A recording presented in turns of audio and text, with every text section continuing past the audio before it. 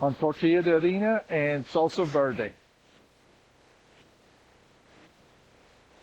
We're going to be going all the way up. So we're going to have some fun. If you're scared of heights, enjoy the ride. Enjoy the ride. Hey, hey. Oh, no.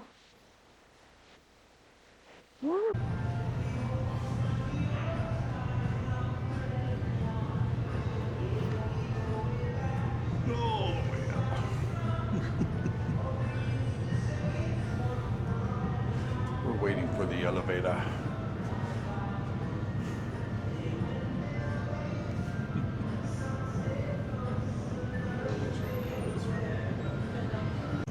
All right, we are going up. Here we go.